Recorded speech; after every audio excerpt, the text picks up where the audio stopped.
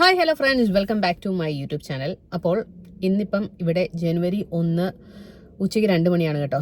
നിങ്ങളുടെ നാട്ടിൽ new year ഒക്കെ കഴിഞ്ഞു, നിങ്ങളെല്ലാവരും ഇപ്പം ഉറങ്ങി കാണുമായിരിക്കും എന്നാണ് എൻ്റെ ഒരു വിശ്വാസം. പക്ഷെ നമുക്കിപ്പോഴും still we are in new year. അപ്പം ഇന്നത്തെ ഈ ദിവസം എടുക്കേണ്ട ഒരു വീഡിയോ ആണിത്. നാളത്തേന് ഈ വീഡിയോ ഞാൻ മാറ്റി വെച്ചാൽ ഇത്ര ഒരു ഫ്രഷ് ആയിട്ട് അല്ലെങ്കിൽ ഇത്രയ്ക്ക് ഒരു എന്താ പറയുന്ന ആ ഒരു വൈബോട് കൂടി എനിക്ക് ചിലപ്പോൾ വീഡിയോ പറയാൻ പറ്റണമെന്നില്ല. സോ ഇന്നത്തെ ഈ വീഡിയോയിൽ ഞാൻ ഉദ്ദേശിക്കുന്നത് വേറെ ഒന്നുമല്ല, കഴിഞ്ഞു പോയ ഒരു വർഷം എൻ്റെ ജീവിതത്തിൽ എങ്ങനെയായിരുന്നു എന്നുള്ളതാണ് ഞാൻ പറയാൻ ഉദ്ദേശിക്കുന്നത്. ഇറ്റ് വാസ് എന്താ പറയുക, ഒരു റോളർ കോസ്റ്റർ റൈഡ് അങ്ങനെയൊന്നും ആണെന്ന് ഞാൻ ഒരിക്കലും പറയുന്നില്ല. പക്ഷേ ഒത്തിരി സംഭവങ്ങൾ, ഒത്തിരി കാര്യങ്ങളൊക്കെ നടന്ന ഒരു വർഷമായിരുന്നു എനിക്ക് 2024. 2024 എന്ന് പറയുമ്പോഴത്തേനും കഴിഞ്ഞ ഒരു വർഷമാണ് ഞാൻ ഏറ്റവും കൂടുതൽ യൂട്യൂബിലാണെങ്കിലും ഇൻസ്റ്റാഗ്രാമിലാണെങ്കിലും ഇങ്ങനെ കണ്ടിന്യൂസ് ആയിട്ട് കുറേ വീഡിയോസൊക്കെ ഇടാൻ തുടങ്ങിയത്. അപ്പം അതുവഴി എനിക്ക് കിട്ടിയ ഒരു കോൺഫിഡൻസ്, അതാണ് എനിക്ക് ഹൈലൈറ്റ് ആയിട്ട് ഉള്ള ഒരു കാര്യം. അപ്പം കോണ്ടന്റ് ക്രിയേഷനെ കുറിച്ച് പറയുകയാണെങ്കിൽ ഞാൻ ഈ വീഡിയോസൊക്കെ ഇങ്ങനെ കണ്ടിന്യൂസ് ആയിട്ട് ഇടാൻ തുടങ്ങിയപ്പോഴത്തേനും ബോത്ത് പോസിറ്റീവ് ആൻഡ് നെഗറ്റീവ് ആയിട്ടുള്ള കുറേ കമൻസ് ഒക്കെ എനിക്ക് കിട്ടിയിട്ടുണ്ട്. പണ്ടത്തെ ഒരു 2-3 വർഷം മുന്നേ വരെ ആണെന്നുണ്ടെങ്കിൽ ഇങ്ങനെയുള്ള നെഗറ്റീവ് കമൻസ് ഒക്കെ കേൾക്കുമ്പം ഒരുപക്ഷെ ഞാനിത് പരിപാടി നിർത്തി പോയേനെ. പക്ഷേ കഴിഞ്ഞൊരു വർഷം നെഗറ്റീവ് കമൻസ് കേട്ടാലും ആരെങ്കിലും പോസിറ്റീവായിട്ട് പറഞ്ഞാലും അതൊന്നും വലിയ എന്നെ എഫക്റ്റ് ചെയ്യാണ്ട് തന്നെ ഒരു സ്റ്റേബിളായിട്ട് തന്നെ എനിക്ക് പോകാൻ പറ്റി. So I am happy and like that's it. അതാണ് കോണ്ടന്റ് ക്രിയേഷൻ്റെ ഒരു കാര്യം. പിന്നെ പ്രൊഫഷണലി ഞാനിവിടെ ഇത് എൻ്റെ ഒരു പാഷനായിട്ടാണല്ലോ ഞാൻ ഈ കോണ്ടന്റ് ക്രിയേഷൻ ചെയ്യുന്നത്. അതുകൂടാതെ തന്നെ I have A proper full time job ഉണ്ട് ഇവിടെ. അപ്പം അതും നല്ലൊരു വർഷമായിരുന്നു. Like I had good growth, നല്ല രീതിയിൽ തന്നെ പോയി. കഴിഞ്ഞൊരു 2024 സംഭവിച്ച വേറൊരു കാര്യം എന്താണെന്ന് വെച്ചാൽ, വേറൊരു അച്ചീവ്മെൻ്റ് എന്നല്ല, വേറൊരു എൻ്റെ ലൈഫിൽ സംഭവിച്ചൊരു കാര്യം എന്താണെന്ന് വെച്ചാൽ, കുറേ വർഷങ്ങൾ കൂടി കണ്ടിട്ടില്ലാത്ത എൻ്റെ 2-3 ഫ്രണ്ട്സിനെയൊക്കെ എനിക്ക് കാണാൻ പറ്റി. എൻ്റെ ഫ്രണ്ട് രജിതേനെ എനിക്കൊന്ന് ഞാൻ 5 വർഷം കൂടിയാണ് കാണുന്നത്. കഴിഞ്ഞ തവണ നാട്ടിൽ പോയപ്പോൾ തന്നെ എനിക്ക് രജിതയെ കാണാൻ പറ്റി. പിന്നെ എൻ്റെ വേറൊരു ഫ്രണ്ട് അനുവിനെ ഞാൻ ഒരു 20 വർഷത്തിന് ശേഷമാണ് ഞാൻ അനുവിനെ കാണുന്നത്. അപ്പോൾ അനുവിനെ കാണാൻ പറ്റി. അതൊക്കെ എനിക്ക് ഭയങ്കര ഒരു സന്തോഷമുള്ള കാര്യമാണ്. പിന്നെ ഈ ഒരു വർഷത്തിനുള്ളിലായിട്ട് എനിക്ക് 3 തവണ നാട്ടിൽ പോയിട്ട് വരാൻ പറ്റി എന്നുള്ളത് എനിക്ക് ഭയങ്കര സന്തോഷമുള്ള കാര്യമാണ്. എൻ്റെ പേരൻസിനെ, റിലേറ്റീവ്സിനെയൊക്കെ കാണാൻ പറ്റിയെന്നുള്ളതും അതും വേറൊരു സന്തോഷം, എനിക്ക് ഭയങ്കര ഹാപ്പി ആയിട്ടുള്ള ഒരു കാര്യമാണ്. കാരണം നമ്മളിങ്ങനെ നാട്ടിൽ നിന്നൊക്കെ മാറി നിൽക്കുമ്പം നാട്ടിൽ പോയിട്ട് അവരെയൊക്കെ കണ്ടിട്ട് വരുമ്പോൾ തന്നെ മനസ്സിനൊരു ഭയങ്കര സന്തോഷമാണ്. So it was A kind of achievement for me definitely.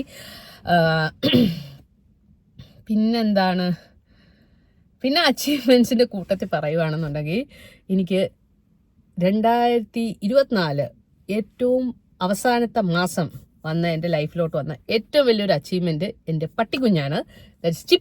Chippu എൻ്റെ ലൈഫിലോട്ട്, ഞങ്ങളുടെ ലൈഫിലോട്ട് വന്നെന്നുള്ളതാണ് വേറൊരു വലിയൊരു അച്ചീവ്മെൻറ്റ്.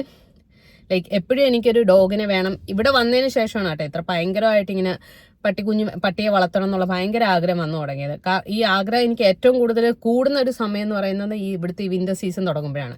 വിൻ്റർ സീസൺ തുടങ്ങുമ്പോൾ നമുക്ക് മൊത്തത്തിൽ ഒരു വിൻ്റർ ബ്ലൂസ് എന്നൊക്കെ പറയും, അങ്ങനെ പല പല കാര്യങ്ങളൊക്കെ പറയും. അങ്ങനെ നമുക്ക് മൊത്തത്തിൽ ഒരു എന്താ പറയുന്ന ഒരു ഡൗൺ ആവുന്ന ഒരു സമയമാണ്. ആ സമയത്ത് എനിക്കിവിടെ ഇപ്പം എൻ്റെ 4ാമത്തെ വിൻ്ററാണ്. അപ്പം ഇവിടുത്തെ 2ാമത്തെ വിൻ്റർ തൊട്ടേ എനിക്ക് പട്ടിക്കുഞ്ഞ് വേണം എന്നുള്ളത് എപ്പോഴും എനിക്ക് ഉള്ളൊരു ആഗ്രഹമായിരുന്നു. 3-4 തവണ അതിനുവേണ്ടി ഫുൾ തയ്യാറെടുപ്പുകളൊക്കെ ഞാൻ നടത്തി പട്ടിക്കുഞ്ഞിങ്ങി വന്നാൽ മതി എന്നുള്ള അവസ്ഥ വരെ എത്തിയിട്ടുണ്ട്. പക്ഷെ അവസാന മൊമെൻറ്റിൽ അത് നടന്നിട്ടില്ല. പക്ഷേ എന്തായാലും ഈ വർഷം എൻ്റെ ലൈഫിലോട്ട് ഒരു പട്ടിക്കുഞ്ഞ് വന്നു. And he just filled our hearts and like ഹൃദയം മാത്രമല്ല, എല്ലാം കൊണ്ടും നല്ല രസമുണ്ട്. അതാണ് എൻ്റെ ലൈഫിലുള്ള ഭയങ്കര ഒരു അച്ചീവ്മെൻറ്റ് ഈ വർഷത്തെ. വേറൊരു കാര്യം എന്ന് വെച്ചാൽ, ഈ വർഷമാണ് ഞാൻ ഇവിടെ കുറച്ച് സ്ഥലങ്ങളൊക്കെ കണ്ടു കേട്ടോ. Like 2 main national parks, like grand canyon.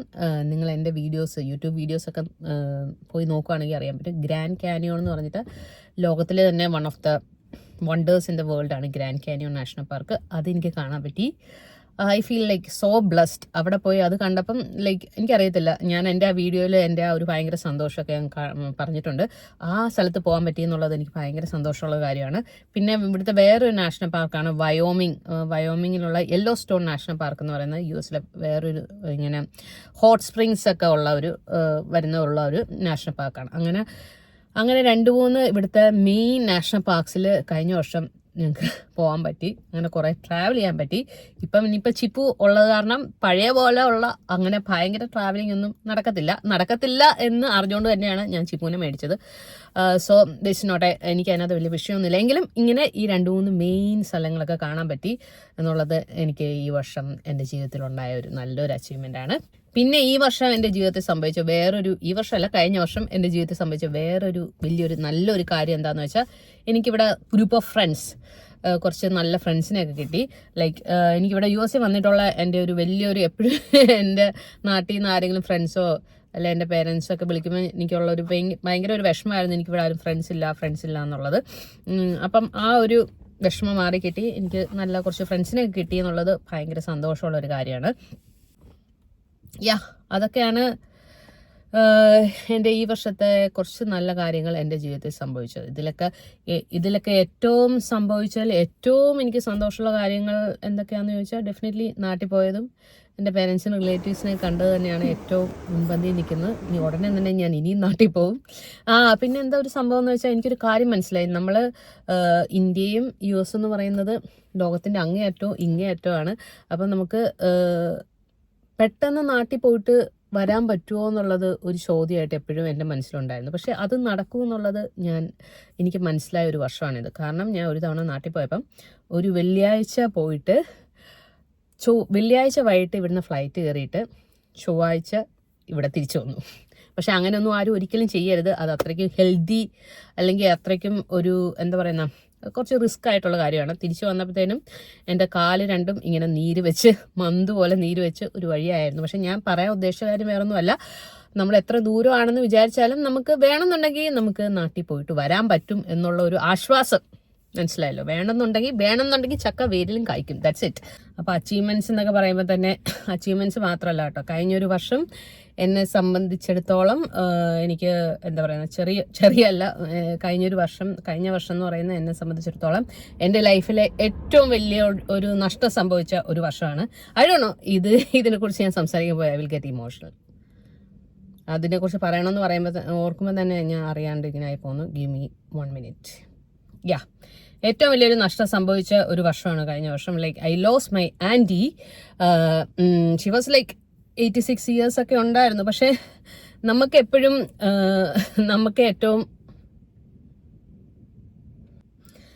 ഏറ്റവും പ്രിയപ്പെട്ടവർ, അവർക്ക് എത്ര പ്രായമായെന്ന് പറഞ്ഞാലും they are still close to our heart അല്ലേ.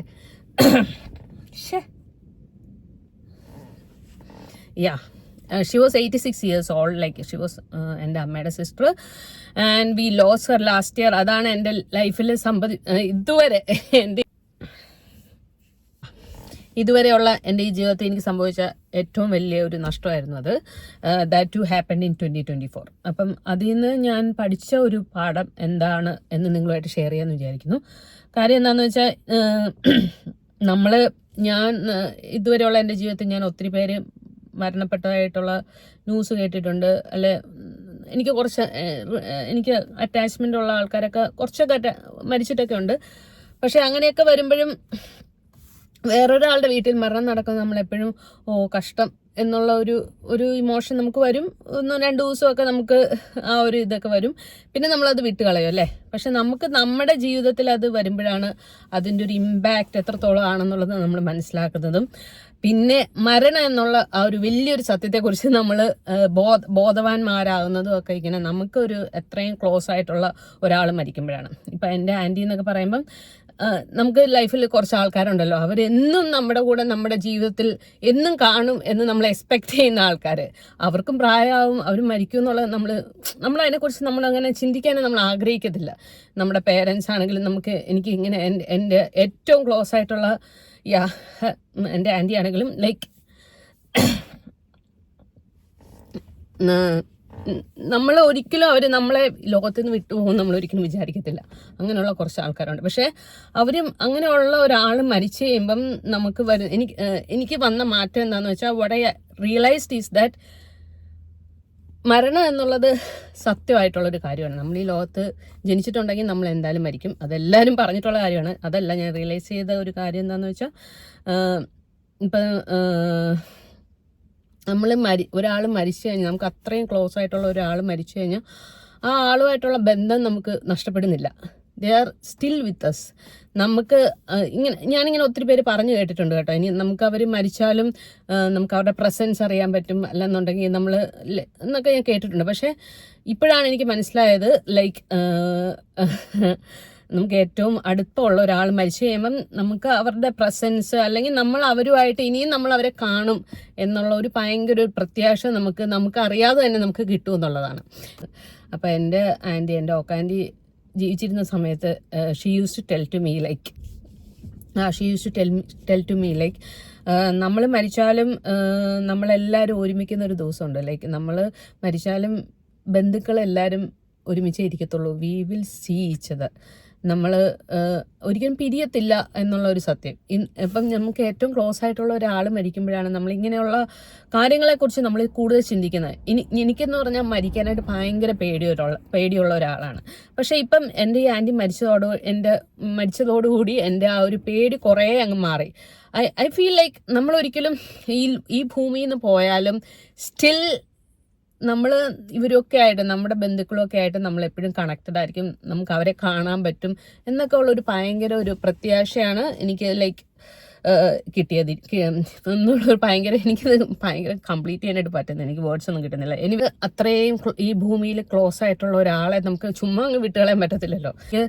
ഈ വീഡിയോയിലൂടെ എനിക്ക് ആദ്യം എൻ്റെ കുറേ അച്ചീവ്മെൻറ്റ്സ് ഒക്കെ ഞാൻ നിങ്ങളോട് പറഞ്ഞെങ്കിലും ലൈക്ക് ഈ ഒരു കാര്യം വന്നപ്പോൾ ഞാൻ കുറച്ച് ഇമോഷണൽ ആയിപ്പോയി. പക്ഷേ ഞാൻ പറയാൻ ഉദ്ദേശിച്ച കാര്യം വേറെ ഒന്നുമല്ല. എനിക്കറിയാം ഈ 2024 അല്ലെങ്കിൽ കഴിഞ്ഞ വർഷങ്ങളിലൊക്കെ നിങ്ങൾക്ക് ആർക്കെങ്കിലുമൊക്കെ നിങ്ങൾക്ക് ഏറ്റവും ക്ലോസ് ആയിട്ടുള്ള ഒരാൾ മരിച്ചല്ലോ എന്ന് ഓർത്ത് വിഷമിച്ചിരിക്കുന്ന ഒത്തിരി ആൾക്കാരുണ്ടായിരിക്കും.